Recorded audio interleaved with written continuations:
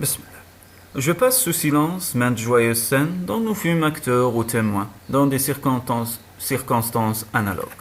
Parce que je veux vous raconter différentes histoires cinégénétiques, beaucoup plus merveilleuses et plus intéressantes que tout cela.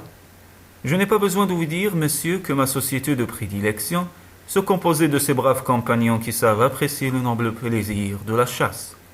Les circonstances qui entourèrent toutes mes aventures, le bonheur qui guida tous mes coups, resteront parmi les plus beaux souvenirs de ma vie. Un matin, je vis de la fenêtre de ma chambre à coucher un grand étang qui se trouvait dans le voisinage, tout couvert de canards sauvages. Décrochant immédiatement mon fusil, je descendis à la hâte l'escalier avec tant de précipitation que je heurtai du visage contre la porte. Je vis 36 chandelles. Mais cela ne me fit pas perdre une seconde. J'allais tirer, lorsqu'au moment où j'ajustais, je m'aperçus à mon grand désespoir que le violent coup que je m'étais donné à la figure avait en même temps fait tomber la pierre de mon fusil. Que faire? Je n'avais pas de temps à perdre. Heureusement, je me rappelais ce que j'avais vu quelques instants auparavant.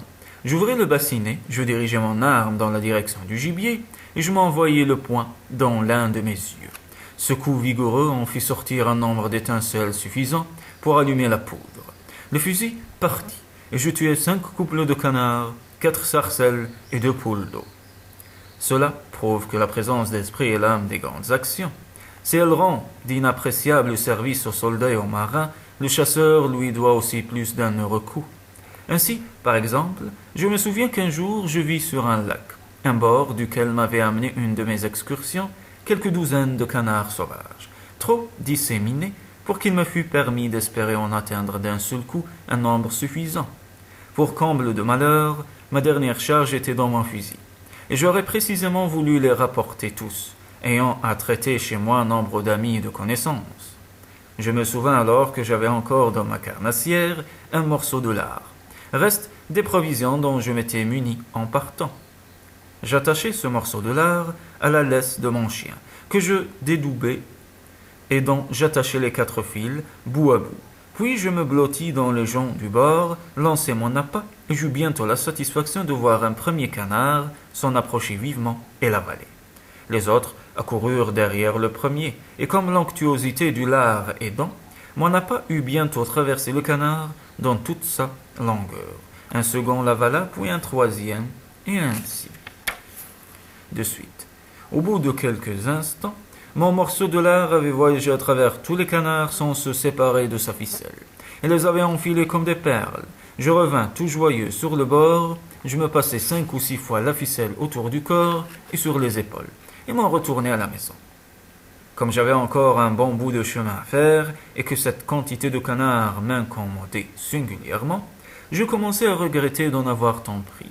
Mais sur ces entrefaites, il survint un événement qui, au premier moment, me causa quelques inquiétudes. Les canards étaient encore tous vivants. Revenus peu à peu de leur premier étourdissement, ils se mirent à battre de l'aile et à m'enlever en l'air avec eux. Tout autre que moi eût assurément été fort embarrassé. Mais moi j'utilisais cette circonstance à mon profit, et me servant des basques de mon habit, comme de rames, je me guidai vers ma demeure. Arrivé au-dessus de la maison, lorsqu'il s'agit de parvenir à terre sans me rien casser, je tordis successivement le cou à mes canards, et je descendis par le tuyau de la cheminée, et à la grande stupéfaction de mon cuisinier, je tombai sur le fourneau, qui par bonheur n'était pas allumé. J'eus une aventure à peu près semblable avec une compagnie de perdreaux. J'étais sorti pour essayer un nouveau fusil, et j'avais épuisé ma provision de petits plomb. Lorsqu'entre toute attente, je vis se lever sous mes pieds une compagnie de perdreaux.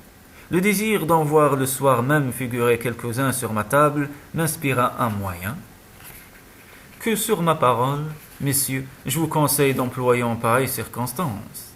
Dès que j'eus remarqué la place où le gibier s'était abattu, je chargeai rapidement mon arme et j'y glissai en guise de plan ma baguette, dont je laissai dépasser l'extrémité hors du canon. Je me dirigeai vers les perdreaux, je tirai au moment où ils prenaient leur vol, et à quelques pas de là, ma baguette retomba ornée de 7 pièces qui durent être fort surprises de se trouver si subitement mises à la broche. Ce qui signifie le proverbe qui dit « Aide-toi, le ciel t'aidera ». Une autre fois, je rencontrai dans une des grandes forêts de la Russie un magnifique renard bleu. C'eût été grand dommage de trouver trouer cette précieuse fourrure d'une balle ou d'une décharge de plomb. Maître Renard était tapis derrière un arbre. Je retirai aussitôt la balle du canon et la remplaçai par un bon clou. Je fis feu, et si habilement que la queue du renard se trouvait fichée à l'arbre. Alors, je m'avançai tranquillement vers lui, je pris mon couteau de chasse et lui fis sur la face une double entaille en forme de croix. Je pris ensuite mon fouet et le chassai si joliment hors de sa peau que c'était plaisir à voir. Le hasard, la chance, se charge souvent de réparer nos fautes. En voici un exemple. Un jour, je vois dans une épaisse forêt une laie et un marcassin qui courent sur moi. Je tire et les manque, mais voilà le marcassin qui continue sa route et la laie qui s'arrête immobile comme fichée au sol. Je m'approche pour chercher la cause de cette immobilité. Je m'aperçois que j'avais affaire à une laie aveugle qui tenait entre ses dents la queue du marcassin, lequel, dans sa piété filiale, lui servait de guide. Ma balle, ayant passé entre les deux bêtes, avait coupé le fil conducteur. Dans la vieille laie conservait encore une extrémité. Ne se sentant plus tirée par son guide, elle s'était arrêtée. Je saisis aussitôt ce fragment de queue et je ramenai chez moi sans peine et sans résistance la pauvre bête infirme. Si dangereux que soit cet animal, le sanglier est encore plus redoutable et plus féroce. J'en rencontrai un jour un dans une forêt, dans un moment où je n'étais pas préparé ni à la défense ni à l'attaque. J'avais à peine eu le temps de me réfugier derrière un arbre, que l'animal se jeta sur moi de tout son élan, pour me donner un coup de côté, mais au lieu de m'entrer dans le corps, ses défenses pénétrèrent si profondément dans le tronc qu'il ne put les retirer pour fondre une seconde fois sur moi. Ah ah, pensai-je, à nous deux, maintenant. Je pris une pierre et je cognis de toutes mes forces sur ses défenses, de façon qu'il lui fut absolument impossible de se dégager. Il n'avait plus qu'à attendre que je décidasse de son sort. J'allai chercher des cordes et un chariot au village voisin et le rapportai fortement garrotté et vivant à la maison.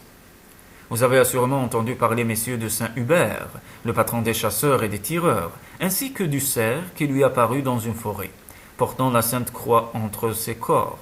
Je n'ai jamais manqué de fêter chaque année ce saint en bonne compagnie.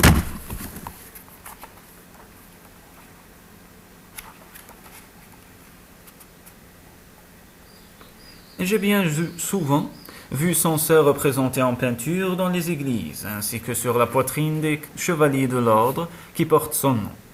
Aussi, en mon âme et conscience, sur mon honneur de brave chasseur, je n'oserais pas nier qu'il n'y ait eu autrefois des cerfs coiffés de croix, et même qu'il n'en existe pas encore aujourd'hui.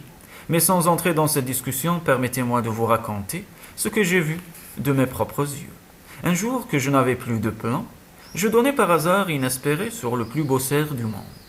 Il s'arrêta et me regarda fixement, comme s'il eût su que ma poire à plan était vide.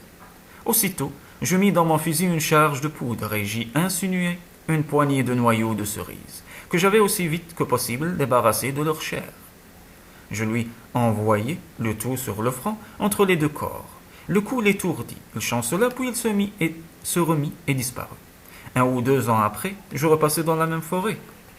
Et voilà, ô surprise, que j'aperçois un magnifique cerf portant entre les corps un superbe cerisier, haut de 10 pieds pour le moins.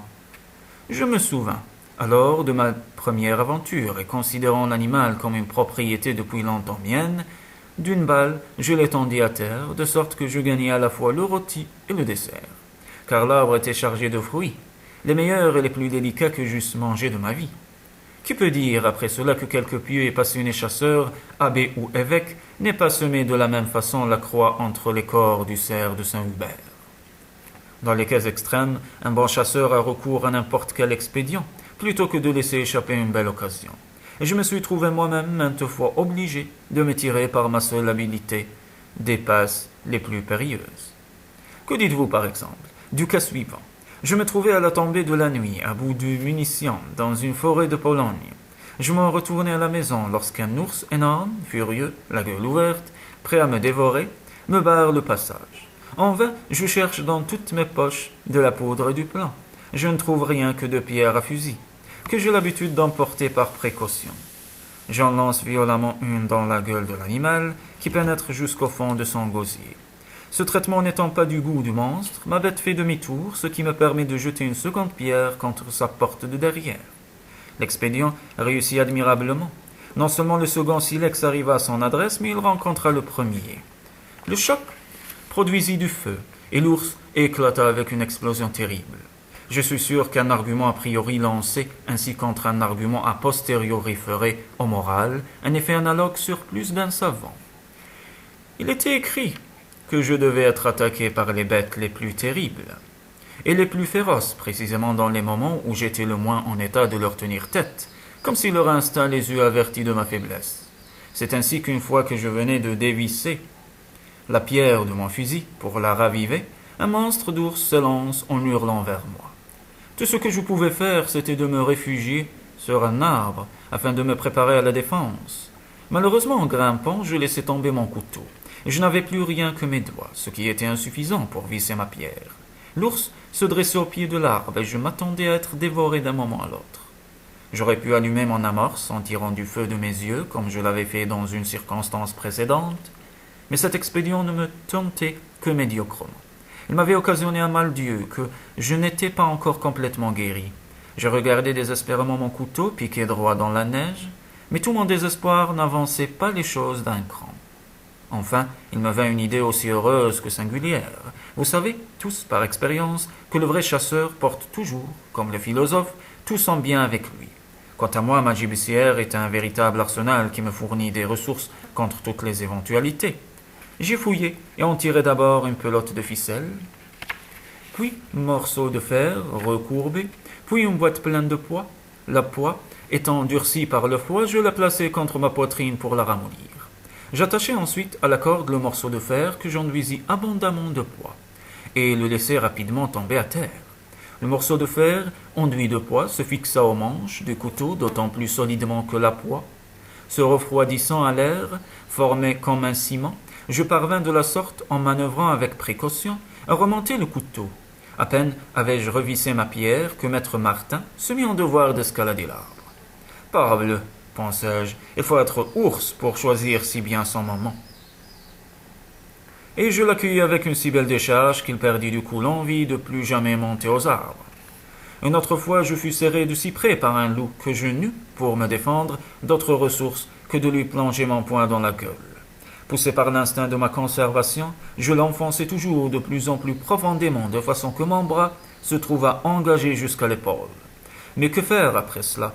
Pensez un peu à ma situation, nez à nez avec un loup. Je vous assure que nous ne nous faisions pas les yeux doux. Si je retirais mon bras, la bête me sautait dessus infailliblement. Je lisais clairement son intention dans son regard flamboyant. Bref, je lui empoignai les entrailles, les tirai à moi, retournai mon loup comme un gant, et le laissai mort sur la neige. Je n'aurais assurément pas employé ce procédé à l'égard d'un chien enragé qui me poursuivit un jour dans une ruelle de Saint-Pétersbourg. Cette fois, me dis-je, tu n'as qu'à prendre tes jambes à ton cou. Pour mieux courir, je jetai mon manteau et me réfugiai au plus vite chez moi.